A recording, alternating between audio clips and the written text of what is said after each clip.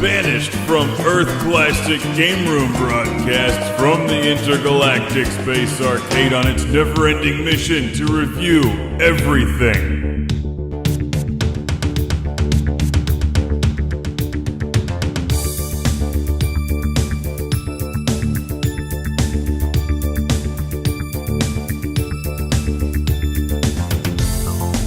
Welcome to Classic Game Room. We all know that Crash Bandicoot can spin and drive carts, but can he platform in 2 dimensions? According to this game, yes. It's Crash Bandicoot XS.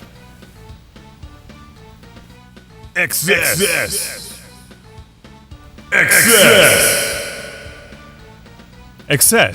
Oh, I get it now.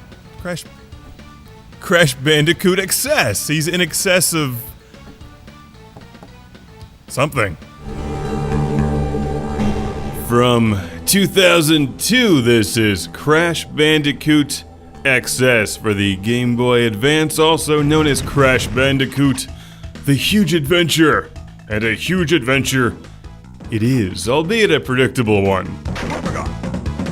Crash is probably better known for his PlayStation releases, but this one is from Vicarious Visions, who usually does good work, and the game is good, but it's also fairly average. And I hate to use the word average, but there's just not a whole lot that you haven't seen in pretty much every other game like this before, even though Crash Bandicoot XS plays well. It's fun on the Game Boy Advance and the GameCube player, seen here.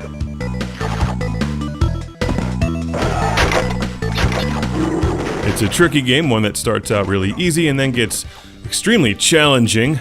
After all, it is Crash Bandicoot XS. Maybe it's in excess of a standard platformer because it has these neat running scenes and some Afterburner style stuff.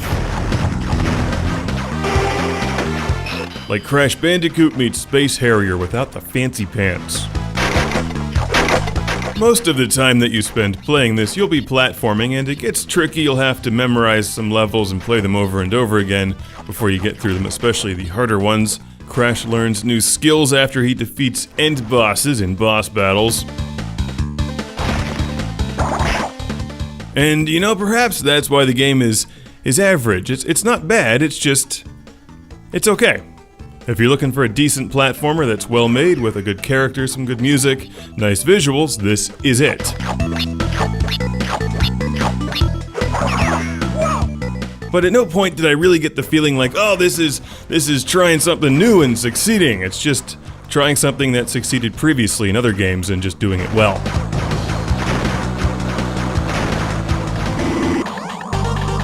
Perhaps Crash's biggest problem here is that it's not as good as the older Crash Bandicoot games on the PlayStation. His spin attack seemed cooler and more innovative back then. This one just feels like a Me Too game. Not only can Crash drive karts in CTR racing, which was actually really good, but he can 2D platform as well. Okay, and this is in that gray area of Game Boy Advance games. Like, there's a lot of really amazing Game Boy Advance games, a lot of really god-awful ones, and then some like this that are good. And what can you say about good? It's not bad enough to make fun of, but not great enough to just jump up and down and get excited about either. You can easily find this one out there for a couple bucks, and if you like a good platformer, it's worth it. It's got some good replay value. After you complete a level, you can go back and play it again for a faster time. And you can't go wrong with a game that's got the thing from Star Wars that captures Luke Skywalker in a cave. Could use more flamethrowers. That being said, I do have a huge Classic Game Room shout out and thank you to send to the Netherlands. This was sent to the show by Milan in the Netherlands. Thank you. I've enjoyed it and I do recommend it if you can find it for a good price, which you should be able to do. Crash Bandicoot XS, also known as Crash Bandicoot The Huge Adventure. Expect a good game on your Game Boy Advance, just don't expect something you haven't seen 1,000 times before. Crash Bandicoot, not as fast as Sonic or as popular as Mario.